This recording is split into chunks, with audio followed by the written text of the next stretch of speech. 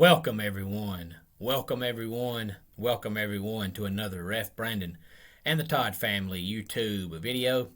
Wherever you are, whatever you may be doing, thank you so much for making Ref Brandon and the Todd family a part of your day. We always greatly appreciate it. Today we're going to be taking a look at the new AP poll. Of course, we know it always comes out on Sundays now, but of course we can only talk about it for about 2 more weeks, because starting in November, every single week there will be a playoff poll. But in the meantime, we'll still talk about the AP poll. I'll give you the current AP top 10, and then I'll give you the top 10 according to me. The AP poll has Georgia number 1, Cincinnati number 2, Alabama number 3, Oklahoma number 4, Ohio State number 5, Michigan number 6, Oregon 7, Michigan State 8, Iowa at 9, and Ole Miss rounds out the AP top 10. Before I give you my top 10, let me tell you that we all know that the LSU coaching job is going to be open after the season, because they have announced that Ed Orgeron will not be back next year. And of course, the USC job has been open since the middle of September. And there's a couple of other small schools that already have, coach vacancies. But of course, nobody is going to talk about those schools unless they happen to, hire some big name coach that maybe has retired or maybe lost his job somewhere else. Outside of that, all they're going to get is a small thing, going across the bottom of the screen on TV saying they hired, whoever. But there's a rumor that the Miami job is going to be open, of course, after the season as well, because of the fact they're not performing. Now, it's only Manny Diaz's third year, so I don't think Miami should make a coaching change, but it would not surprise me. Miami's one of those schools that still thinks they're a top 10 program, even though they're not close. I know before the season I said they would win 10 games if D'Eriq King was healthy, but it was clear from game number 1 he was not healthy. Miami is consistently about an 8-win team every year. That's all they are. But for some reason, just like Tennessee and just like USC, they think they're a big-time program. And they're not. They have not been any good since they joined the ACC. The last time Miami was relevant was when they played in the Big East. They won the national championship almost 20 years ago now, when they were in the Big East and they had Ken Dorsey. Since they came to the ACC, they have been no better than Virginia Tech and no better than Syracuse. That's just the fact. They've had a couple of really good years. They haven't been terrible, but Miami has not been a top 10 program in over a decade. Even the year they got out to a 10-0 start, that was pure luck. They were not that good. If D'Eriq King had been healthy this year, they would have been a top 10 team. But as soon as D'Eriq King is gone, they're not going to be a top 10 team. The only reason they will be a top 10 team with him is because of how good he is. There's still no talent around him. So if Miami does fire Manny Diaz, they're stupid, but it would not surprise me. And I'm not saying that Diaz is a good coach or a bad coach, but in 3 years' time, it's hard to tell.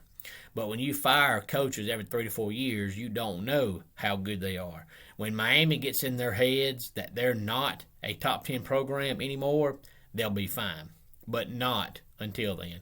They're going to continue firing coaches every 3 to 4 years and continue going 7-5 every year. That's what they're going to do.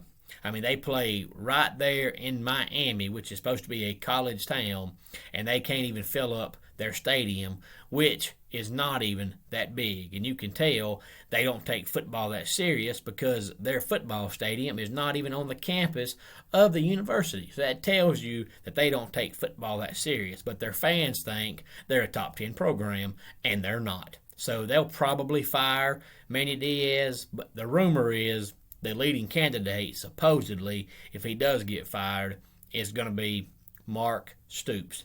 And I could see why they would want him because he's turned Kentucky around. He has Kentucky on the verge of a top 10 season this year, but I don't think they'll get there because, in my opinion, they've got one or two more losses on their schedule, but they'll still probably finish, somewhere down between 20 and 25, which is still pretty good when you're considering the fact that it's Kentucky. So I just wanted to put a little bug in your ear that supposedly Manny Diaz is going to get fired and Mark Stoops is the leading candidate. If I was Mark Stoops, I don't care if they offered me $95 million a year.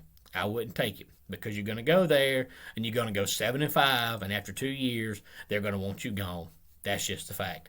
I said the same thing about Tennessee, and I'll say the same thing about Miami. If Tennessee gives Josh Heupel a chance, he'll make them a winner, but they've got to give him a chance.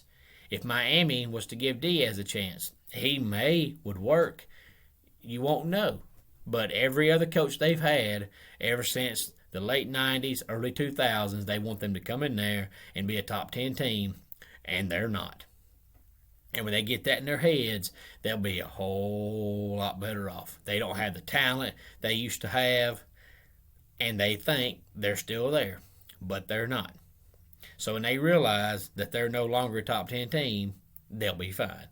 But in the meantime, they're going to continue to recycle coaches and bring in a coach, and every time they lose, they're going to be on the hot seat. Miami is Miami, and they're just like Texas, and every single year they come out ranked so high, and it's the U is back, baby, and by the middle of October, they're nowhere to be found. And that's why I said before this season, if D'Eriq King was healthy, they were a 10-win team because he made that much of a difference. Without D'Eriq King, they're about a 6-6 or 7-5 football team. That's what they are. But they had so many games in their conference that I knew were going to be competitive, that I knew would be 4, 5, 6-point games either way, and D'Eriq King would have been good enough to win those games. And that's why I said they were a 10-win team if they would have had D'Eriq King. But it was clear from game one he was not healthy. And, of course, he'll probably try to come back next year, but D'Eriq King has always been injury-prone, so there's no guarantee he'll be healthy next year. But if he is, they'll come out and they'll be a top 10 team, and it'll be the U is back. And once again, the U won't be back. Now I'll give you my top 10. And, of course, I've got the same two as the AP. I've got Georgia and Cincinnati. I just cannot put Bama at number 3. I know it goes back to my bias towards Bama that I mentioned a few weeks back, but Bama played Tennessee and just did not look impressive at all. And they've already got one loss, and Tennessee is a 500 football team. So I'm not going to jump you 2 spots for beating a 500 football team when you were actually only up by 1 touchdown in the fourth quarter. I'm not going to jump you for that. Oklahoma actually won, so I'm going to keep Oklahoma at number 3, and I've got Ohio State at number 4 because Ohio State and Bama both have one loss, but Ohio State won 54-7, and it could have been worse than that. If they would have wanted to, they could have put up 70 when they played Indiana Saturday night. So I'll have Ohio State at number 4, and I'm going to have Bama at number 5. And, of course, number 6 is Michigan, and number 7 is Michigan State. And, of course, that changes next week because I'm 99% sure that Michigan and Michigan State play each other this upcoming Halloween weekend. I've got Iowa at number 8. I've got Ole Miss at number 9, and I've got Oregon at number 10. I just can't put Oregon at number 7. I don't care what the AP poll says. I'm just not impressed with Oregon. But somebody has to be the 10th best team in the country, so I'll keep it Oregon. But I still think, just like Bama's going to lose again, Oregon's going to lose again as well. But for now, they're inside the top 10. And, of course, Iowa didn't play, so really you can't move Iowa a whole lot one way or the other because they didn't play. So, therefore, they didn't play bad, but they didn't play good. And, of course, Ole Miss beat LSU, so I'll keep them at number 9. And I'll have Oregon rounding out my top 10. Any thoughts on this week's AP poll or my poll, or on whether or not you think Miami will get rid of Manny Diaz and try to bring in Mark Stoops? It wouldn't surprise me if that is true and they want Mark Stoops. If they offer Mark Stoops the job, I'm sure he would take it, because coaching Miami is, a lot more high profile than coaching Kentucky, and you're going to make more money at Miami. The only difference is at Kentucky, he can go 8-4 every year, and they're not going to win anything except maybe, the toilet bowl, something like that. But if you go 8-4 at Kentucky, you can coach there as long as you want to. If you go to Miami and you go 8-4, which is what you're going to do, they're going to want you gone by year 3. So would you rather go 8-4 if you're Mark Stoops at Kentucky and keep getting raises to go 8-4, or go to Miami and go 8-4 and be fired by year 3 because you went 8-4? So if I was Mark Stoops and I got offered the job, I wouldn't take it, because I know that they're never going to be happy no matter what you do. But since the job with Miami will offer him more money, he probably would take it. But I can understand them wanting him, because, of course, you look at it and say, if you can win at Kentucky, you can win anywhere. And sometimes that stuff is true, but a lot of times it's not about whether or not a coach is a good coach or a bad coach. It has to be the right coach in the right place at the right time. How many times over the years in college football have we seen coaches get a job somewhere, and for whatever reason it's not a fit, and it just doesn't work out? And then the coach comes back a couple of years later and we think to ourselves, why did they hire that guy? That guy can't coach. And then by year 3 he has his current team in the top 10. It just happens. It doesn't mean you're a good coach or a bad coach. It just has to be the right coach and the right fit at the right system, at the right place, at the right time. And if all those things don't go together, if the coach and the president don't mesh, it's not going to work. If the coach and the AD don't mesh, it's not going to work. If the coach and the fan base don't mesh, it's not going to work.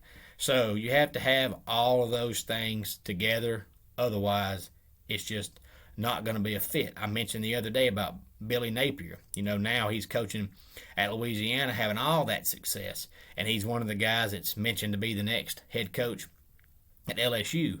But when he was at Clemson, he was terrible. And you think this year's offense is bad? This offense runs circles around the 2010 offense, which is when Billy Napier was at Clemson. And when Dabo had to fire him, which was the right thing to do, because their offense was, it was hot garbage.